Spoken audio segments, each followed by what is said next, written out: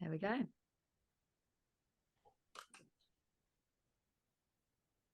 Good morning. Morning. Good morning. Thank you for joining us. Today we have Brandi Winans, who's going to be our guest to talk about her CTE story. We're called CTE Talk. We talk about all kinds of things CTE, and I know some ladies and other people coming on here will have a very intimate CTE story, and that's the type that Brandi has. Brandi, go ahead and introduce yourself to us, could you? Hi, everybody. I'm Brandi Winans. I'm an author, inspirational speaker, and a very strong advocate for NFL and chronic traumatic encephalopathy. I wrote a book called The Flip Side of Glory to tell my husband and mine, Jeff Winans, who played for Buffalo, Tampa, and the Raiders. I wrote the book in order to be able to help others understand what goes on behind closed doors when the shoulder pads and the helmets come off and the family unit is really left in transition. And I knew nothing about CTE. I knew nothing about any of it until I was house sitting my girlfriend's house in 2007.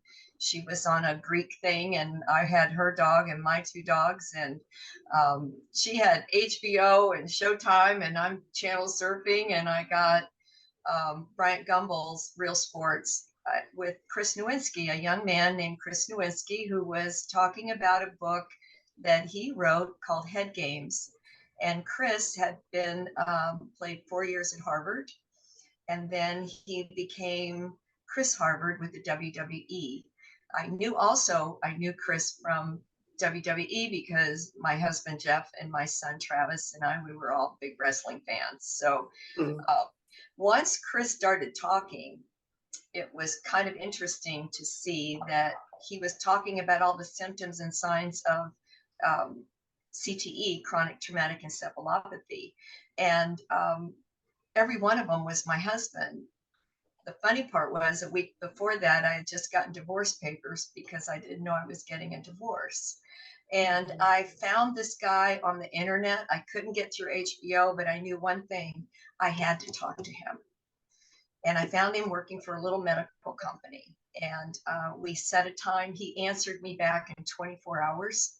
We set a time on a Monday morning to have a chat on the phone. And that morning, I'm watching Joe DeLamielleure, who my husband played with at Buffalo, and Mike Ditka talking about the congressional hearings, talking about disability pensions. I knew all about that because I fought 16 years to get my husband's disability pension, which I talk about in the book.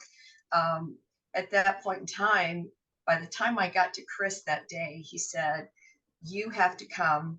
You have to come and testify. I'll put you in touch with Linda Sanchez's office. You need to come and testify. You have to come to Washington for the hearings. Well, I was on a roller coaster roll. I didn't know. Okay.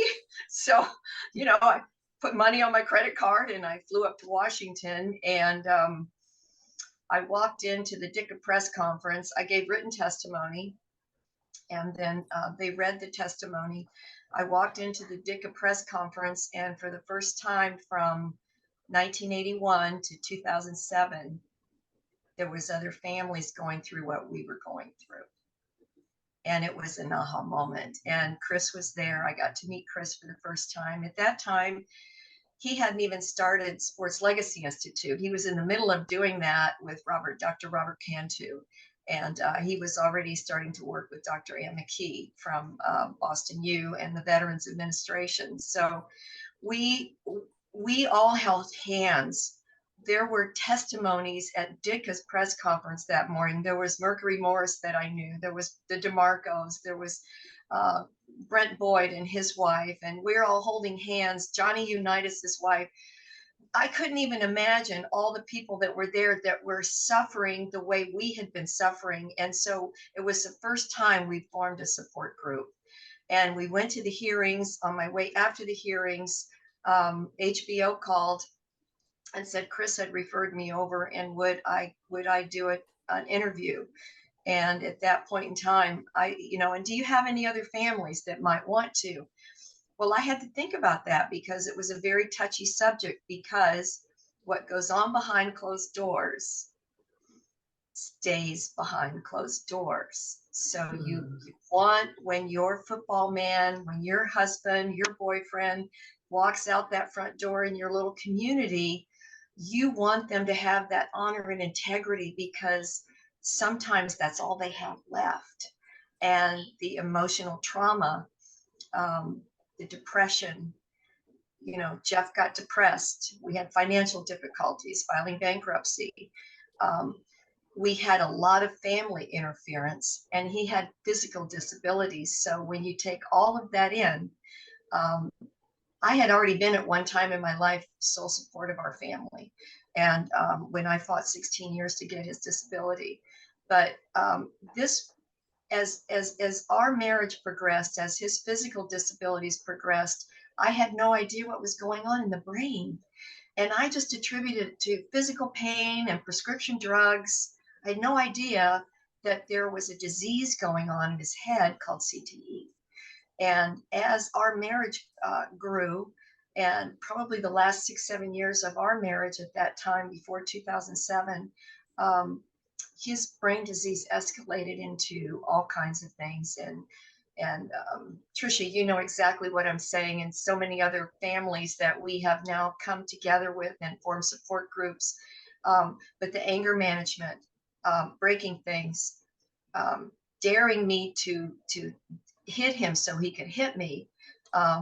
He would break things that meant something to me, and I'd be at work and I'd come home and they'd be broken all over the floor, and oh yeah, that was an accident. Yeah, oh, I'm sorry. Um, he started towards the end having blackouts, anger management.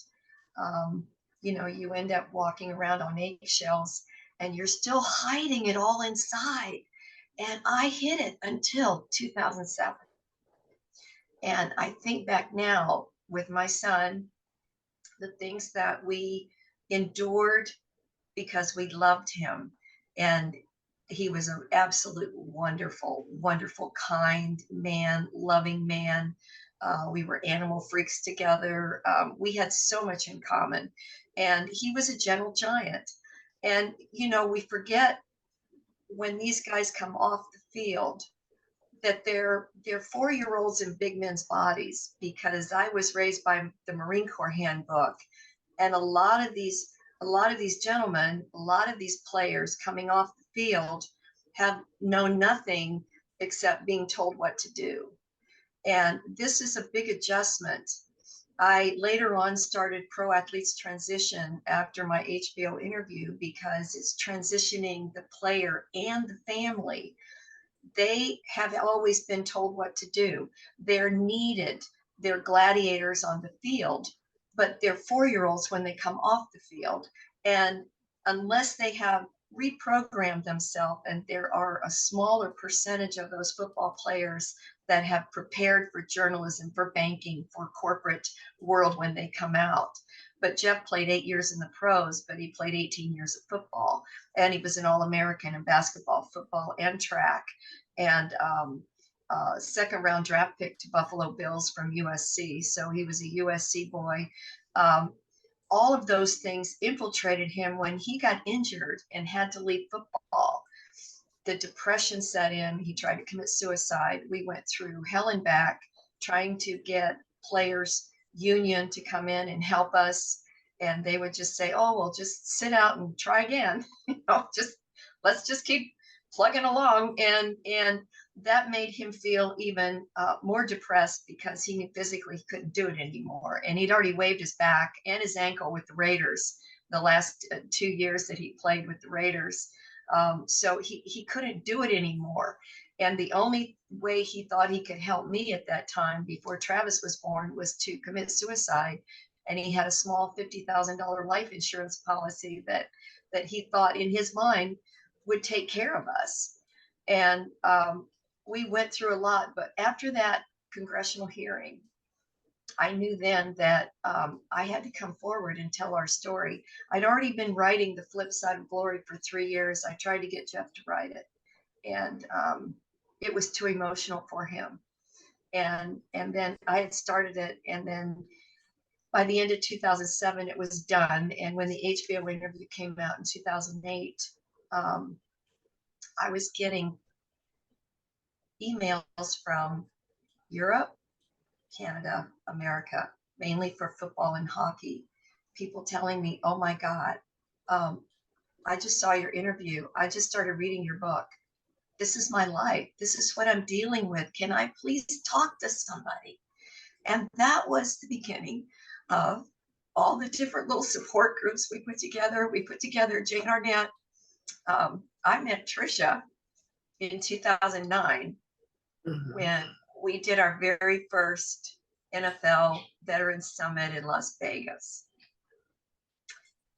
And how many people do you think were there, Trish, that first summit? Maybe 100. Be 100, right? Maybe, yeah. 80. And how many wives would you say were there at that event?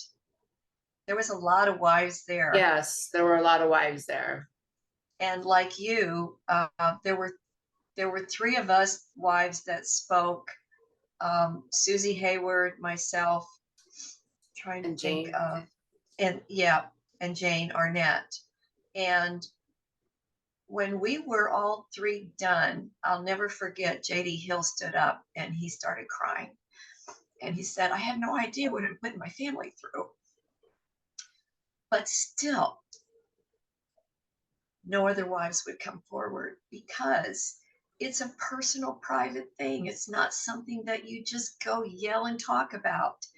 And when Trisha and her husband at that time approached me after, when the DeMarcos that I did the HBO interview with, Cindy Phillips, when we did the HBO interview, her husband just disappeared, just walked out the door one day and never came home. I've dealt with families whose husbands live in the woods, who they're found on the street wandering. They have the onset of what people thought was dementia, but it wasn't until Benedict Amalu discovered with Mike Webster and the Webster family. I actually had met Garrett Webster at the congressional hearings in 2007, and all I could see was my son. He stood up there and talked at the DICA press conference, and all I saw was my son. And then he and the DeMarcos and myself and Jen Smith and the DICA group, we all rode together in the SUV over to the congressional hearings. And the DeMarcos ended up doing an HBO interview with me. In the beginning, Jeff was seeing and starting to realize that he had a problem. And that's something else that a lot of our family players, especially the players, the family will recognize it before the player will admit it. And it wasn't until 2010 that my husband actually recognized that he actually came out and said it. He knew he had problems, but he would try to handle it in his own way. And then when the anger management and the ugliness would come out, he would write me the most beautiful letters, the most beautiful cards. I don't know what's happening to me. And I just kept attributing it to prescription drugs. I never thought that it was a brain disease until all of this stuff started coming out. And then Chris started Sports Legacy Institute, which is now Concussion Legacy Foundation. And since 2008, he broke out in 2009 at our Super Bowl. We had Super Bowl here in Tampa, and the year before that, Chris called me, and Alan Schwartz, we were working with Alan Schwartz with the New York Times. Chris called and said, did you hear about Tom? And I said, Tom who? He said, Tom McHale. And I said, no, I was on vacation in Michigan. And he said, I need Lisa's number. He said, I want Tom's brain. And Benedict Amalu also wanted Tom's brain. And the two flew in, and I gave him Lisa's number. And then later, Bennett took part of his brain, and Chris took part of his brain. And Bennett and Chris started having conflict, and so they separated. And Bennett went his way, and Chris stayed with Sports Legacy Institute until the movie Concussion came out. And at that time, he decided he would just change the name and become Concussion Legacy Foundation. But you never know where you're going to end up. You never know what is going to happen. When I started working with families on the backside, having gone through it myself, and Trish, you're going through it now. You've been going through it for many years too. We have a number of our family members. Cindy Phillips went through it. We've had a number of our players, Sylvia Mackey, Eleanor Perfetto, whose husbands have passed like mine, who ended up in assisted living facilities. And I think we finally, over so many years, got the Plan 88 in and got it to where it actually worked. You know, Gene Upshaw's did a lot of work there as well. I'm not happy with the NFL. I'm founding member of our NFL alumni Tampa Bay chapter here. With everything that I've gone through with the NFL and the things that they put families through for disability and everything else, it's gotten so much better since Alan Schwartz, since a whole group of us, because it was a team effort to get all of this out in the media and all of us willing to talk about it. I was disappointed. Jeff was going to do the interview with me, and at the last minute, his parents forbid him to do it. And so by that time, they were flying out to Turlock where he was, and I was flying from Florida there. And his dad picked up the phone when Jill was on the phone and said, no way will he be doing an interview on HBO about his neurocognitive problems, because he wanted it, like so many families do, they wanted it hidden. And what I found throughout my years now in talking about it, first of all, it helps the player heal if they will talk about it. It helps the family heal. And the other thing, if you have children, one thing that happened with my son after Jeff died was the guilt that he felt, not knowing that he had a disease, and reminding himself of the way that he had lost respect for his dad, that he had just gone numb, like we do in so many times in our household behind closed doors, when you're so used to it, which is really sad because nothing's getting accomplished behind closed doors, but you just tune it out. You tune it out. Well, there he goes again. Oh, okay. Yep, I'm the bad guy. Yep, that's me. Here we go. So when you get the family unit involved and you get them to understand what they went through, what they're going through, because their identity was literally stolen and given to somebody else overnight. There's a death in the family and it's literally his. And he has to go in his man cave and have time to grieve.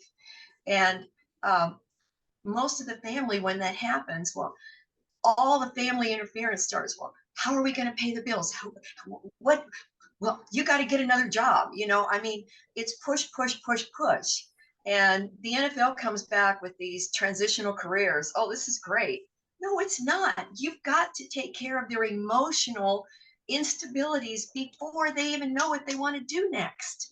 And it drives me crazy. And that's when I started Pro Athletes Transition. You have to transition the whole family. You have to transition the kids. The kids are going down. Dad's wacko, you know, or blah, blah, blah. Or I can't be near him. He's, you know, he needs to go somewhere else. Or he's moved out and he's living in an apartment by himself going cuckoo. And, you know, we've had so many of our dear friends, players who have committed suicide, who have, the families have gone through the guilt that I went through, that my husband went through. You know, if we'd only known. And now we're so close to having CTE diagnosed while you're living. But Mm. the new MRIs and the PET scans can already detect the deterioration, and it's getting out and getting that help. And that is really what's really, really important, and not being afraid to tell your story, but also maintaining the integrity and the privacy that your family needs to maintain too. But you can't just open up your mouth without talking to the whole family first. It has to be an agreement that the family is willing to talk about it. And usually we're only willing to talk about it after a loved one has died. And then we're able to talk about it.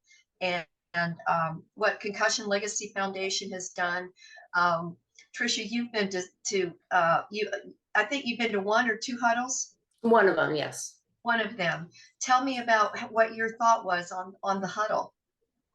Oh, I thought it was wonderful. I like videotaped all of Anne McKee's presentation. This was just fascinating, all the new research that they've done at Boston University on CTE. And And that's where I got to meet Georgia and a yeah, bunch of other great folks. And I'm really looking forward to going to the next one too. yeah, Would I you? missed the last one, I unfortunately. know, I was so bummed out. I wanted to go back for a minute, Brandi. Regarding Jeff, like, how old was he when he retired from the NFL? 30. 30. And then when did you first, or did you or he first notice symptoms, or even looking back, when did he first start exhibiting symptoms? Well, looking back, the symptoms were already there, but like what I was just talking about, when you're first leaving football, there's depression, there's anger, there's, I can't compete the way I'm a professional athlete. I'm that 1.6% of the elite athletes of the world, and I can't do my job. And so Jeff was already acting things out. I mean, he took our St. Bernard one night and kicked him up the stairs because he was in an anger moment, and the dog had accidentally peed while we were gone. And that was when we were dating. But as it got worse, and as he was taking medication and different things, I did not recognize it at that point. I didn't recognize it until it got so bad that it wasn't until the early 2000s, when we had been separated and back and forth. We were living in separate rooms of the house because we couldn't afford to each move out. It was then that he came back one day and he said, I'm going to see a forensic psychiatrist. And that's when she put him, he was then diagnosed in 2002 with borderline personality disorder, bipolar, and manic depression. And she put him on Librium and Wellbutrin XL. And he was on that for about a year and a half. And that really, really helped him. But he was also on Duragesic patches, straight fentanyl. He was on 120 Soma, 60 Valium, 60 Percodan for breakthrough. He had a medical license for pot. And he was infiltrating all of those things. So when I'm reading about behavior patterns on these things, I'm thinking, oh, well, that's okay. That's kind of normal. No, it's not. He should have already been dead with all the stuff he was taking. Oh, yeah. But you see, the brain races. So the brain is racing. So they're not looking to do cocaine. They're looking to do marijuana. They're looking to take Valium. I mean, he would take tons and tons of 10 mil Valium to try to slow the brain down, to The calm him alcohol. down, Yeah. or the alcohol. So, and what we saw is that it's alcohol, illegal drugs, prescription drugs, a combination of all of the above, because they're doing something constantly trying to keep themselves calm.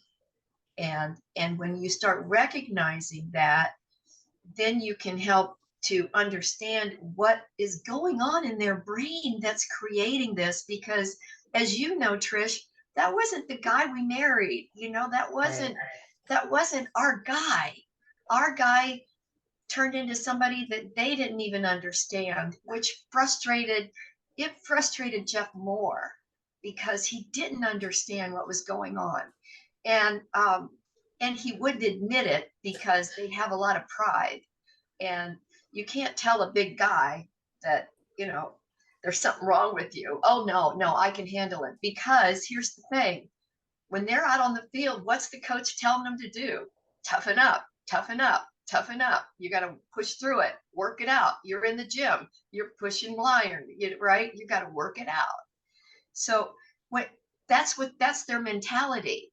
All right. And so they have to reprogram themselves. And then if you get the family unit involved, then you're going to put a new playbook together. See, they're lost without that playbook. They're lost without that playbook. And they're not going to tell you that they're lost because there are these big, strong guys. But inside, they're dying, they're falling apart. And that was the one thing when Jeff and I started getting back together in 2010. I was in for the long haul. And a few days before he passed away, he sent me a text. I can't put you and Travis through this anymore. And I said, no, we got everything going. I already have your driver's license here. I got but he was all still under house arrest. He had 3 DUIs. He was having blackouts. He had come here February 2012. We were preparing for him. We were getting married the beginning of March in 2013, but his house arrest and probation wouldn't end in California until September of 2013. So Travis and Jessica, his girlfriend at the time, now his wife, we were flying out. They were going to stand up for us. And he wanted to do it when his parents were not there. They were in Arizona. He always wanted to do everything. I didn't even know I was getting married when I got married in 1981, and his parents weren't invited there either. So I was the outcast of the family. I must have lured him to Reno to get married. But, anyway, you never know what somebody inside is going through. And I think what I try to do with the family unit is to try to help them to understand, yes, this is what we're going through. This is what we've been through. And this is how we can hopefully move forward as a family. Maybe that loved one, like yours right now, Trish, he's going to stay in assisted living. But now you can better approach him in a way that is loving and kind, even when he's not loving and kind, and let him know that, it's funny because one thing I've learned with these players, guys want to be needed, girls want to be loved. And there's a big difference there in the way that men and women think anyway. And as a transition coach and a Myers-Briggs and a behavioral assessor, it's learning those different patterns and also the cultural background of each family member too, because you're in a blended marriage. A lot of blended marriages happen in the NFL and in professional sports, but your blended marriage came from 2 different cultures. So then it's also understanding those cultures. And one thing that happens when a family member goes down or they become disabled is there's a lot of family interference. There was a lot of family interference in my life with Jeff's family, to a point where I had to stand tall for Jeff. Just shove it all under the carpet. Shove it all under the carpet and it'll go away. No, it won't. You guys have to recognize your son is disabled. They wouldn't recognize that. They just almost turn their back on it. And you got to also recognize that there's a neurocognitive problem that he wants your love. You just need to give it and stop and turn your back on him.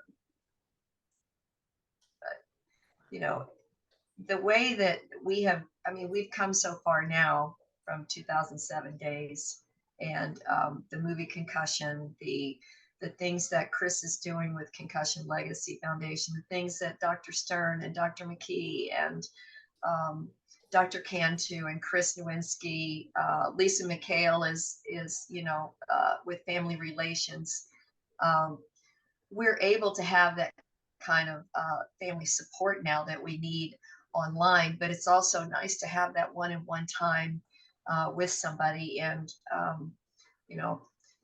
anybody who ever needs that one-on-one time, you have to listen to be heard too. I know I've been jacking my jaws a lot, but No, you're wonderful. It's I could listen to you speak all day. You're I was just going to very so say, honestly, fluid and yeah, it's amazing. Firstly, like, what an incredible story. I've had the pleasure of speaking to so many family members, but I will never get past the fact of how different each story is. And I think that's really important to reiterate, that even though there is that commonality of CTE or suspected CTE, that everyone's challenges and what everyone goes through does vary so greatly. So that is why it is so important to share your stories and be so open about what you're going through.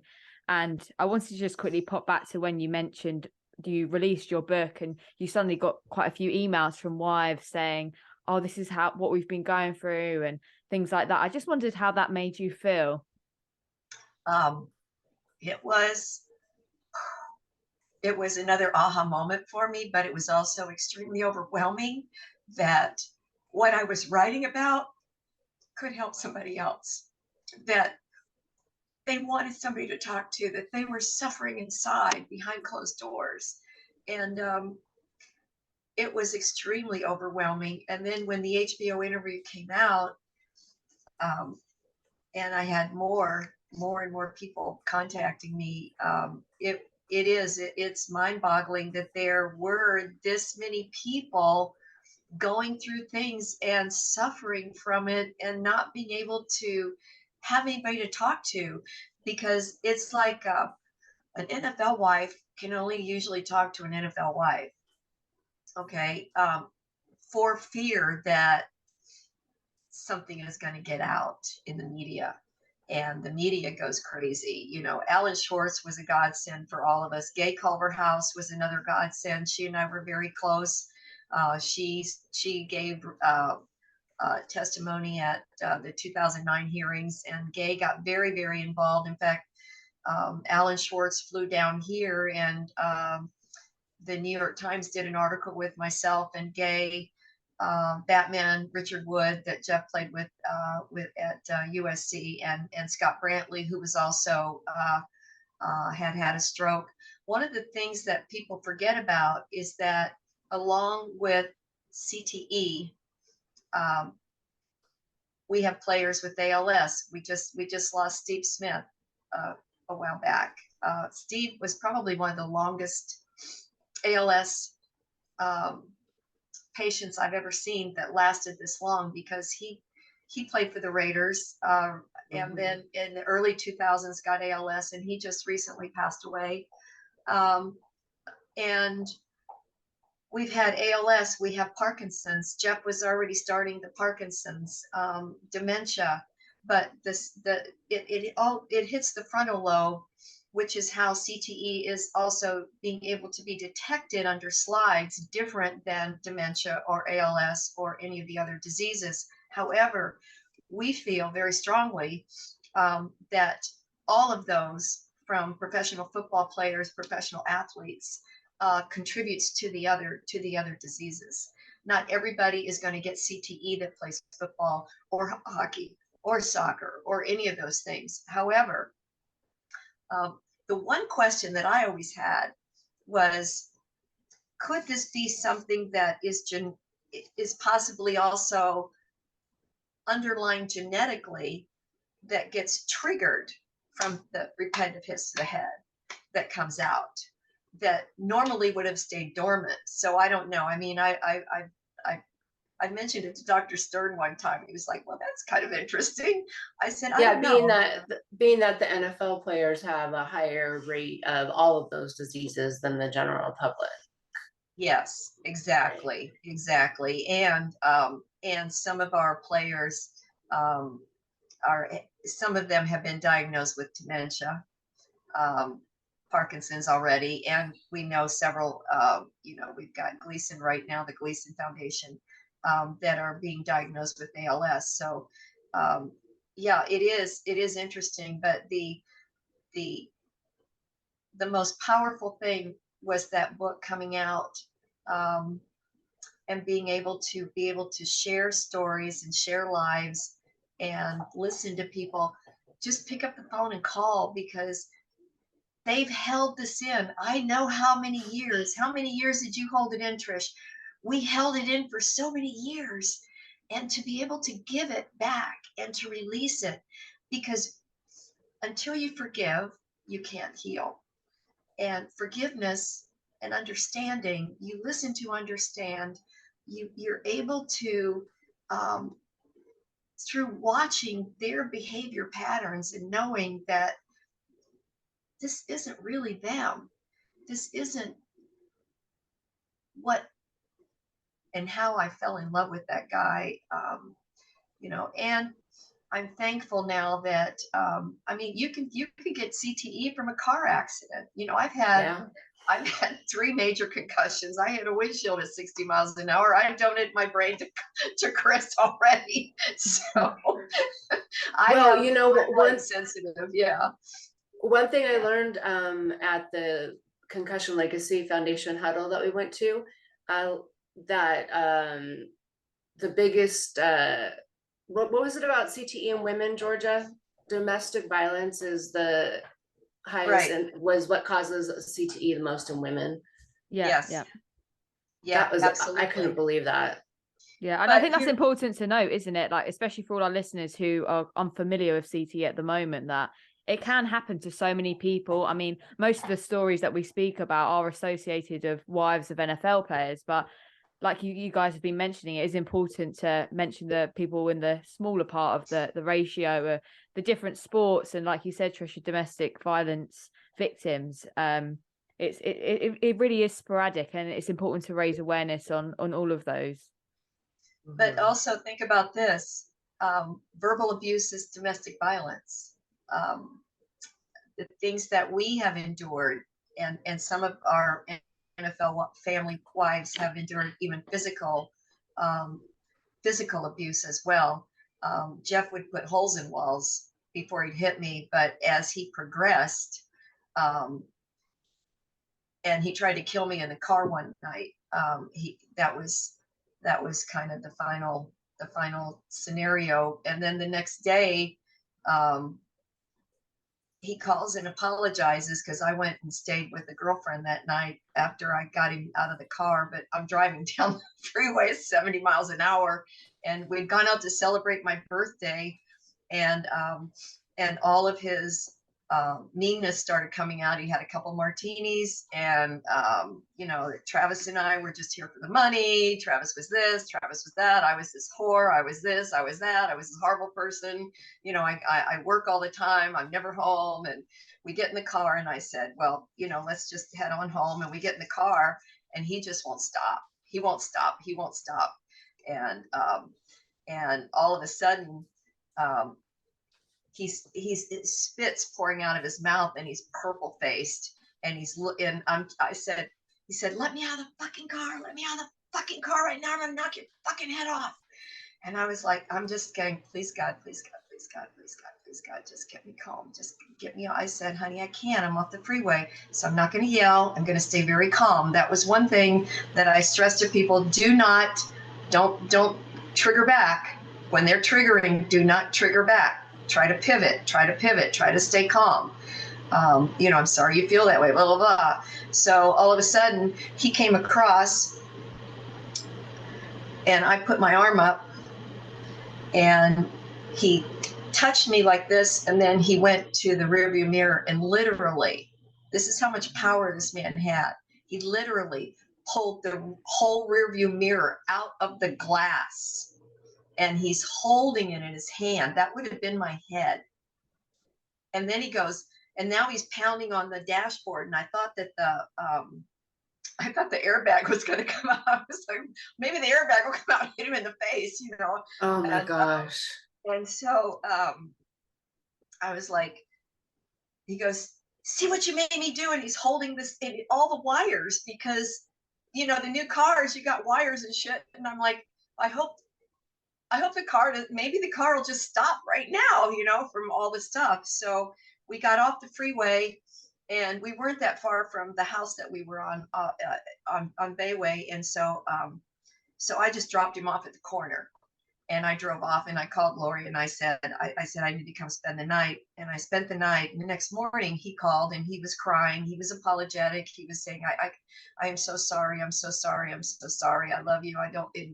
And as he's talking to me, I'm driving through the toll booth. We're in Florida. We live on a little island, and I'm driving through the toll booth, and the car dies.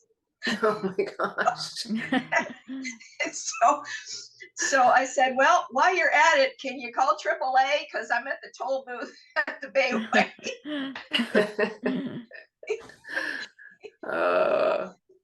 Calls AAA, and we tow the car over to Bert Smith, which is I had a Kia at the time, a Kia SUV, and we tow it over there. And in the on the guy, I said, well, what are you gonna say?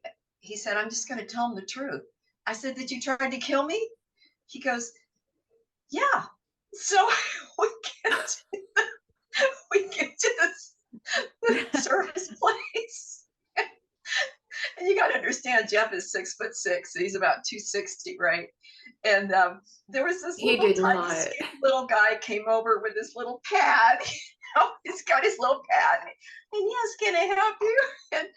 And then he looks up at Jeff. Jeff gets out of the car, and he sees and he goes, yeah, we're towing my wife's car in. And he goes, oh, what happened to it? He said, oh, nothing, not much. I just tried to kill her last night. And then his eyes got about this big, and he looks over and he sees the whole windshield is all smashed in there. Oh my God. The rear view mirrors in the back seat. And the guy's now he's like, okay. And what happened? And he said, well, we got into a fight, and I tried to knock her head off in the car, and then she pissed me off, and then instead of killing her, I just decided I'd rip the rearview mirror out. And the guy goes, well, I think this can be covered under your comprehensive, and we'll just. I was just going to ask you. I was going to ask, is that an intentional act? Would that be covered? Swear to God, they covered it. It was covered. But wow. It was the first time that, and I stayed away for a couple of days after that. But we had several instances where he would go into a hospital. His back would, he had titanium put in. He had over 100 surgeries. So with that in mind, one day I had come home from work, and I went by the hospital because he had gone in the night before, and they give him muscle relaxants and morphine to relax all the muscles in his back. He had degenerative disc disease. He had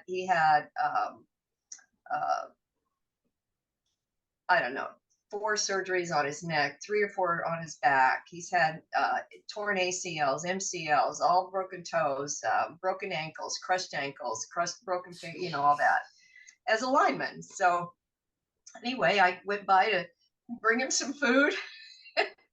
He's in his little gown, and he goes, get the car. I said, what? He goes, get the car.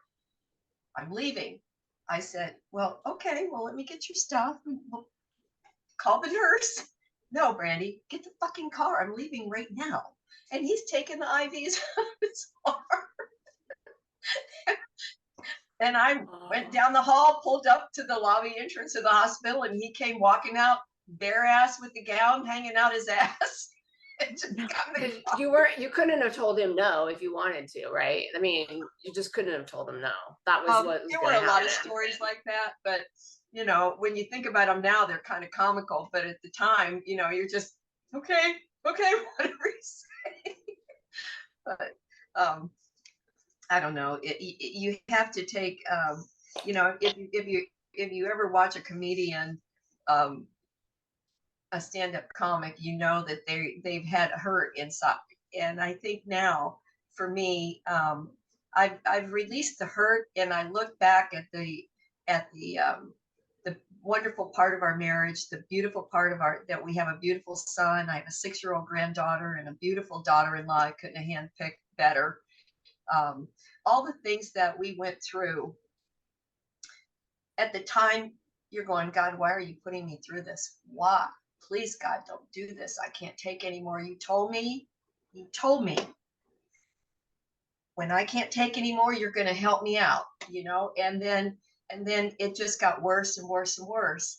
But one thing I've learned is that I'm a survivor. So many of us end up being survivors.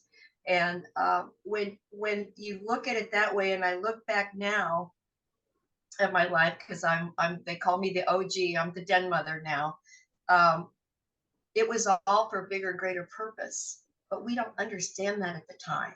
We don't understand it at the time. Started out so small. Everything. Started out so small, and now exactly. You hear so many people talk about CTE. I remember the first time it was going to be on a Law and Order episode or something, and we were all excited that it was going to be mentioned on a TV show, actual CTE. Yeah. And now you see it quite often.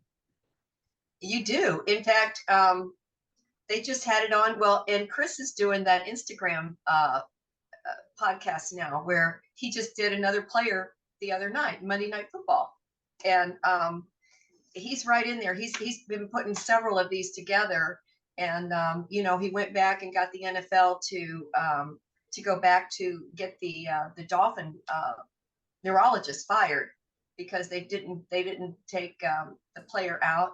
Well, the other night he's watching this kid. I'm trying to remember what his name was. He was a running back, and he got hit. He got slammed. He got slammed down. He couldn't, it took him forever to get up. You could see he's all wobbly. They didn't take him out of the game. Then they go to another play, and one of the teammates went, stop, right now, timeout, stop. And they walked over and they took him out of the game. But the coaches didn't. They left him in the game. And you could tell he had a concussion. He was all over the place. And so, it's getting called out now. The NFL can't, they can't hide from us anymore. They knew my name. I mean, even with the concussion settlement, they denied us, and he had CTE. They denied us. We had to apply. I had to reapply 3 times, and they go to a special master because they didn't like the way Emma Key wrote the first report in 2012 because they hadn't even diagnosed stages back then. So you hear so many stories of like that, and like you said, it's great that we've come a long way now, and it's almost a safety in numbers that there's so many more people talking about it and sharing their stories that they have no choice but to listen. Yes, and we have such a wonderful group of ladies and families. Yesterday, I had a heart-wrenching day with a former player friend of mine.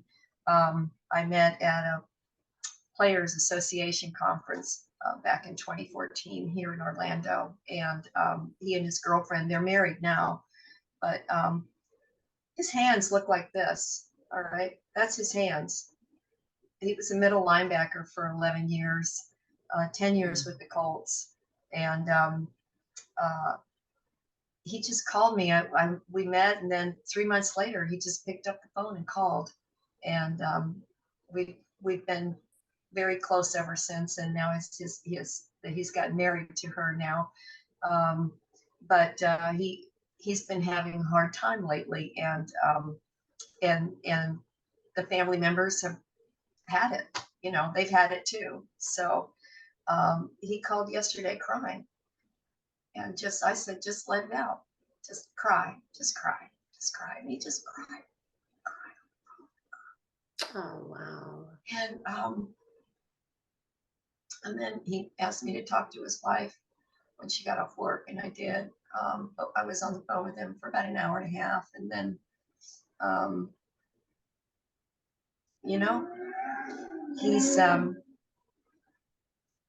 he's gotten his disability pension, he's gotten his concussion settlement, but his life is not where he would like it to be, and he has these anger. He was asking me yesterday, all right, so did Jeff do this, and this? And I say, yeah, he did. And I'd say, and sometimes we just got numb. We just would tune it out because it happened so often. Towards the end, it would just happen so often. But once Jeff, my husband, recognized it,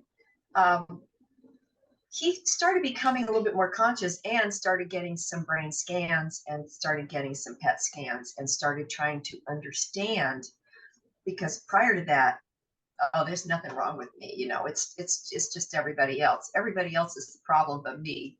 And that's their mindset. You know, they're not the problem. Everybody else surrounding them is, because nobody understands. Nobody's picked up their clothes today. Nobody's done this. Oh, there's stuff on the counter in the kitchen. You better, you know, how could you leave stuff on the counter? And, you know, Jeff would call me 3,000 miles away and go, do you know what your son did?